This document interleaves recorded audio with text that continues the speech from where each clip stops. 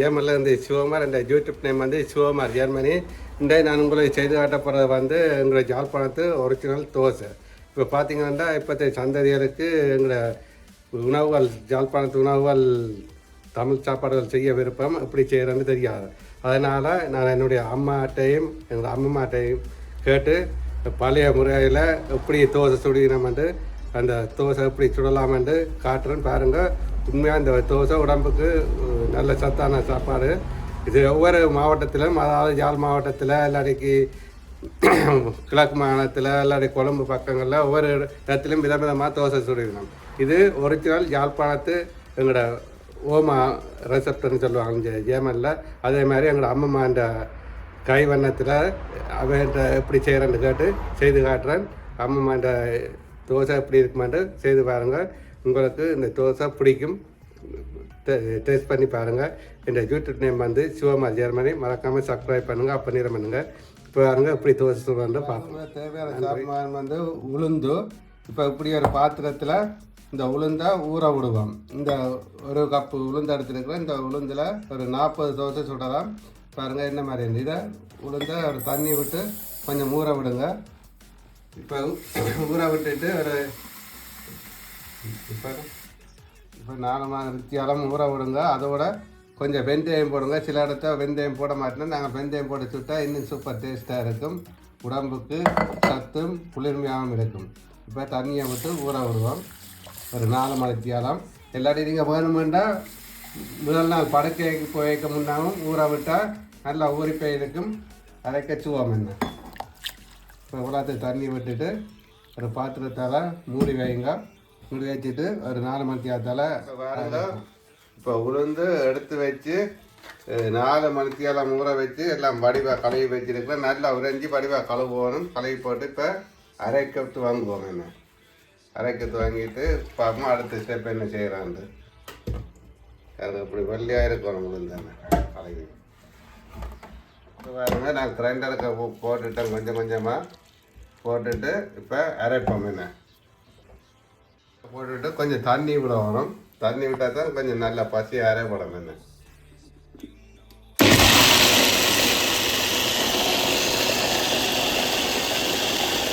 பசியாக அரைச்சாச்சு. இப்படி பசியாக இருக்கும். என்ன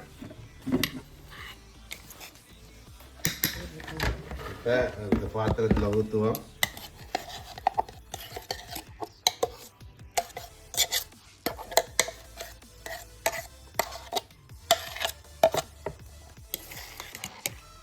மிச்சத்தையும் அரைப்போம். எப்போ கொஞ்சம் தண்ணி விட வரும்.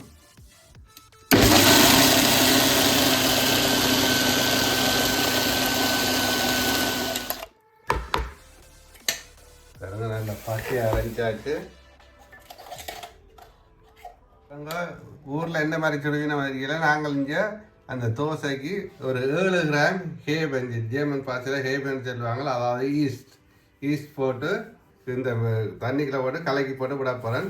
அப்படின்னா விட்டு அப்படி விட்டு செய்தீங்கன்னா அந்த தோசை வந்து பூ மாதிரி நல்ல சாஃப்டாக இருக்கும். சாப்பிட நல்ல டேஸ்ட்டாக இருக்கும். என்ன நல்ல பூ மாதிரி பஞ்சு மாதிரி இருக்கும். என்ன அப்போ நீங்கள் எப்படி இருக்கா செய்து பாருங்கள். நான் அப்படித்தான் நாங்கள் செய்கிறோம் தோசை. பாருங்கள், இதால் ஒரு சுண்டு உளுந்து போட்ட நாங்கள் இப்போ இந்த பாத்திரத்தால் ஒரு 2.5 கப்பு அவிச்ச மாவு போடணும். என்ன இந்த மாவை போட்டு இதுக்குள்ளே போட்டு கலந்து பிழைக்கணும். இது 2வது கப்பு.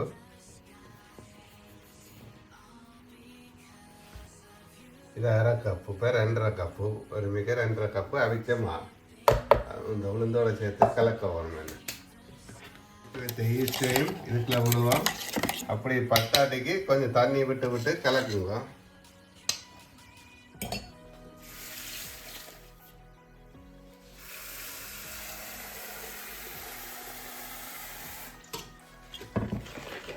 நல்லா கலக்கு.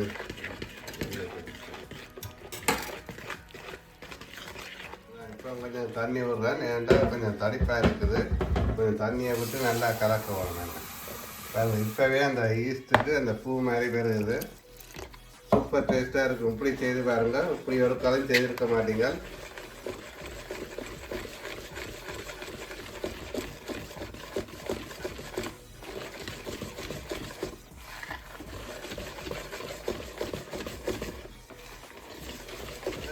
கலக்கியாச்சு. இப்படி தடிப்பாக இருக்கணும். தடிப்பாக வச்சுட்டு ஒரு அலுப்பொலியினால் மூடி ஒரு 8 மணித்தியாலம் ஒரு அந்த வாமான இடத்துல வைக்கிடுவாங்க. சூடான இடத்துல சின்ன ரூமுக்குள்ளே வச்சு விடுங்க. அதாவது குசினிக்குள்ள ஒரு சைட்டாக வச்சு விடுங்க. நீங்கள் காலையிலையும் குழைச்சி வைக்கலாம், வேணுமெண்டா இரவும் குழைச்சி வைக்கலாம். இப்போ நான் உப்பு போடையில் நீங்கள் கேட்குறாங்க உப்பு போடையிலேருந்து உப்பு போடையில் உப்பு நாளைக்கு தான் போடணும். என்ன ஏன்னா நீங்கள் சுடத்து வாங்கிக்க உப்பு மஞ்சள் மற்ற வெங்காயம் மிளகாய் பெருஞ்சீரம் நச்சீரம் எல்லாம் தாளித்து உள்ளே போடணும். என்ன போட்டு கலக்கிட்டு தோசையை சுட வரும். இப்போ ஒரு போலியினால் பிளாஸ்டிக் போலியினால் மூடி இப்போ வைப்போம். 8 மணிக்கு ஆகும். அந்த போலியினால் மூடி வைப்போம்.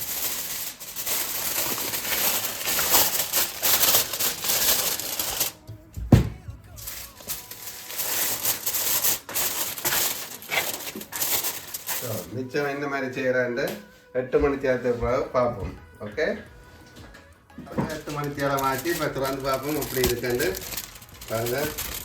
அது நல்லா ஊதிப்பயிர் இருக்குது பார்த்தீங்கன்னா. அப்படி ஊதிப்பயிர் போகணும். ஊதிப்பயிர் இருந்தால் தான் நல்ல சூப்பராக வரும் தோசை. நல்ல பூ மாதிரி பாருங்க. இப்போ நல்லா கலக்கிட்டு இப்போ கொஞ்சம் உப்பும் மஞ்சளும் போடுவோம். இப்போ கொஞ்சம் உப்பு போடுவோம். அளவாக போடுங்க. இப்போ கொஞ்சம் மஞ்சளும் போடுவோம். மஞ்சளுக்குலாம் கொஞ்சம் தண்ணி விட்டு கலந்து போடுங்க. கொஞ்சம் திக்காக இருந்துச்சுன்னா நீங்கள் கொஞ்சம் தண்ணி விட்டு கலக்குங்க.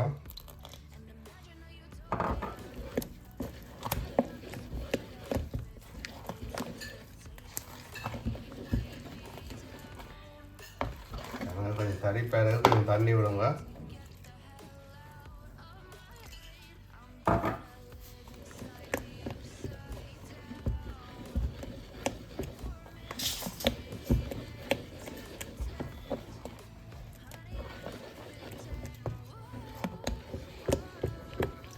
நல்லா கலக்குங்க. பாருங்க கொஞ்சம் திக்காக இருந்துச்சு தடிப்பாக இருந்துச்சுன்னா கொஞ்சம் தண்ணி விட்டு கலக்குங்க. இப்போ கொஞ்சம் பதமாக இருக்குது. கொஞ்சம் நினைக்கணும் கொஞ்சம் தண்ணி விட விட மாட்டேன்.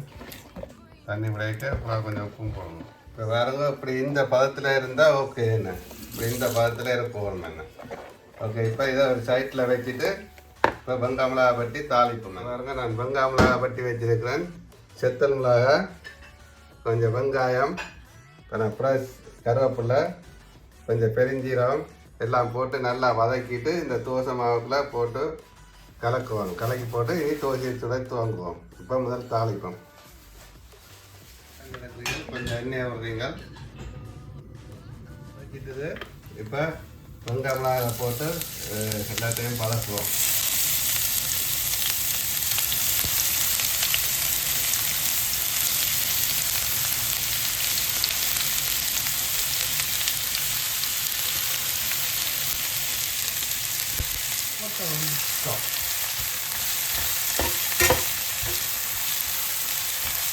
நல்லா பொன்னிறமாக வேறு மட்டும் கொஞ்சம் நல்லா வளர்த்துங்க.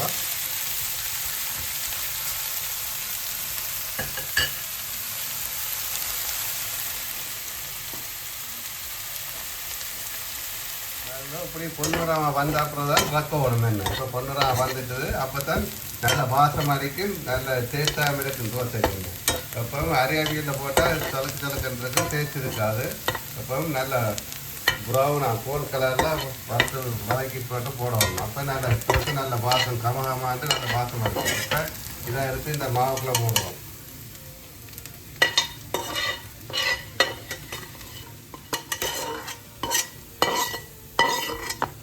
நல்லா கலக்குறீங்க.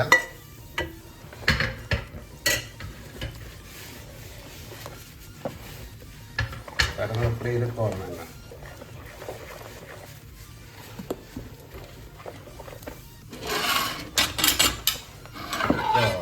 மாலாம் ரெடி. இப்போ தோசையை சுடத்து வாங்குவோம்.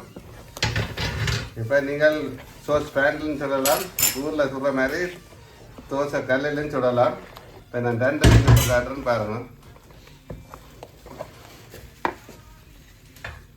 தோசைக்கல் எடுத்து வச்சுருக்கேன். ஒரு பாத்திரத்தில் எண்ணெயும் வச்சுருக்கோம். ஊரில் சீடியாலத்தோட பூசினம் எண்ணெய் பூசி நாங்கள் 5 போல் பேப்பர் எடுத்து வச்சுருக்கோம். பேப்பரால் எண்ணெய் சட்டியில் பூசி போட்டு சுடத்து வாங்குவோம்.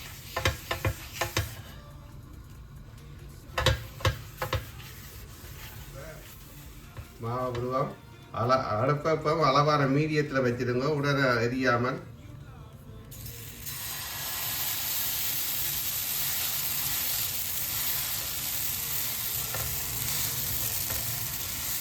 அப்படி பொங்க வரும் என்ன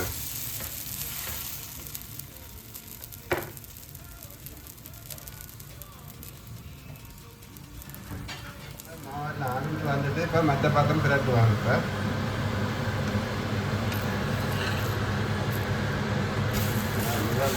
முதல் தோசை விடைக்க போகும் கொஞ்சம் பிடிங்க. ரெண்டாவது சரியாக வரும். பார்க்க தோசை நம்ம வடிகாலத்து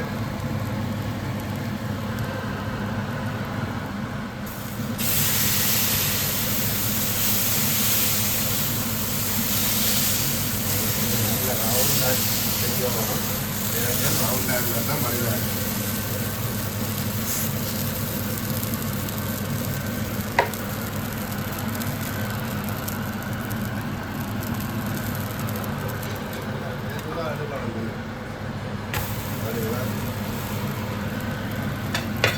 ஒரிஜினல் ஊத்தோசை.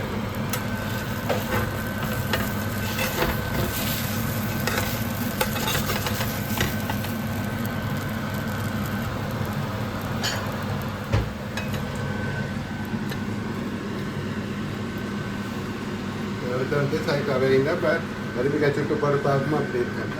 வீட்டில் உங்களுக்கு தோசை கல் இல்லாதாக்கள் இந்த சோஸ் பேன்லையும் சுட்டு பார்க்கலாம். இப்போ நான் சோஸ் பேன்லையும் சுட்டு காட்டுறேன். அப்படி இருக்குன்னு பாருங்கள். சுட்டு பார்க்கும் வேறு சிம்பிளாக சுடலாம். நீங்கள் அந்த சோஸ் பேன் எடுக்க அந்த ஸ்டெப் ஒன் பண்ணு சோஸ் பேன் எடுங்க. அப்படின்னா சுலம் சுடுறதுக்கு மட்டும் பிடிக்காது.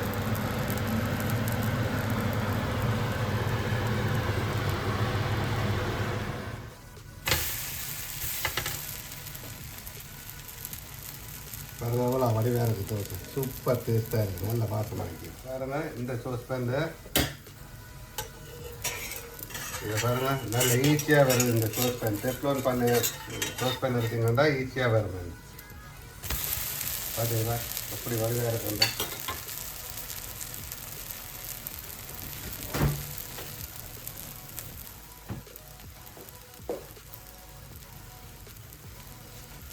ரெண்டிலும் ஒரே அடியாக ரெண்டு அடுப்பில் நீங்கள் சுட்டிங்கன்னா பெரிய சுட்ட முடியுங்க.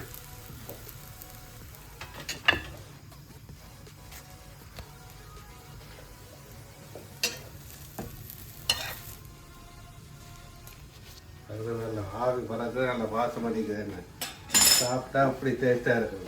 இதுக்கு நல்ல சாம்பாரம் செய்து சாப்பிட்டா சூப்பராக இருக்கும். பார்க்கணும் டைம் இருந்தால் சாம்பாரம் செய்து போட்டு சாப்பிட்டு பார்க்கணும். மற்ற பக்கம் பிடிச்சி பார்ப்போம். இப்படி முதல் இப்படி செய்யுங்க. இளம் சந்ததிகள் இப்படி செய்து அப்படிங்கிறேன். இப்படி இருக்கும் தோசை சுட்டா.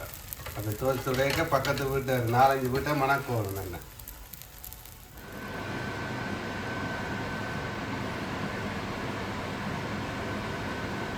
தோசை சுட்டாச்சு. எவ்வளோ வடிவாக இருக்குது. இப்படி இருக்கும் தோசை சுட்டா.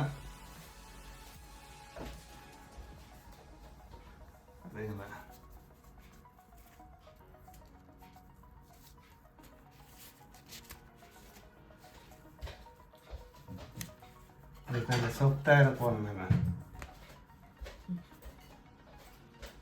இப்போ பாருங்க, இப்போ தோசை சுட்டாச்சு. இப்போ சாப்பிட்டு பார்க்க அப்படின்ட்டு தோசைக்கு என்ன பொருத்தமாக இருக்கும் சாப்பிட. அப்போ இதோட நல்லா இடித்த சம்பளம் பாருங்க. இடித்த சம்பளோட அதோட தோசைக்கு சாம்பாரும் நல்ல டேஸ்ட்டாக இருக்கும். சாம்பாரோட அப்படி ஒரு மாங்காய் சாப்பிட்டும் குடித்தா மாங்காய் ஜூஸும் குடித்தா அப்படி இருக்கும். பார்த்தீங்க சாம்பார் இடித்த சம்பல் தோசை. இப்போ சாப்பிட்டு பார்க்கணும் அப்படி இருக்காங்க. இப்போ தோசை சுட்டால் இப்படி சாஃப்டாக இருக்கணும். பார்த்தீங்களா இப்படி சாஃப்டாக இருக்கணும். பாருங்க தோசை இப்போ நல்லா மஞ்சளாக நல்லா வாசம் அடிக்குது. நல்லா வாசம் அடிக்குது. இப்போ அதோட இப்போ இந்த சம்பளம் கொஞ்சம் போட்டு சாப்பிட்டு பார்க்க அப்படி இருக்காங்க. இங்கே பாருங்க தோசைக்கு சாம்பார் நல்லா இருக்கும். என்ன நல்லா கருவேப்பட்டை எல்லாம் போட்டு செய்கிறது சாம்பார். இப்போ சாப்பிட்டு பார்ப்போம் அப்படி இருக்கு சம்பளோட இருக்க சாப்பிட்டு பார்ப்போம்.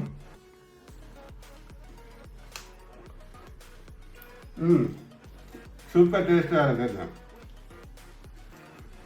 பாருங்க திரும்ப இப்போ இருக்க சாப்பாடோட இருக்க சாப்பிட்டு பார்ப்போம். பாருங்க சாம்பார் நான் சாப்பிட்டு பாருங்க அப்படி டேஸ்ட்டாக இருக்குங்க. சூப்பர். நீங்களும் இந்த தோசையை சுட்டு சாப்பிட்டு பாருங்க, சூப்பர் டேஸ்டாக இருக்கும்.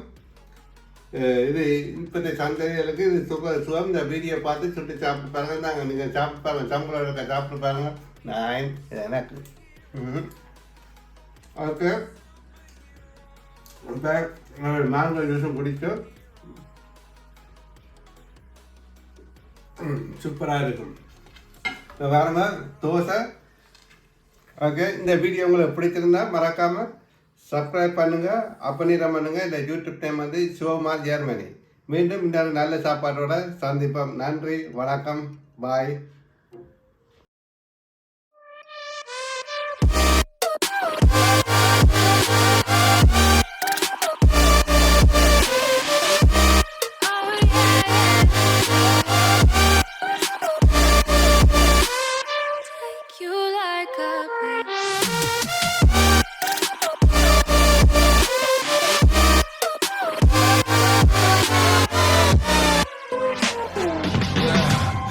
Can never ever find the right words, and there's no way this is real life.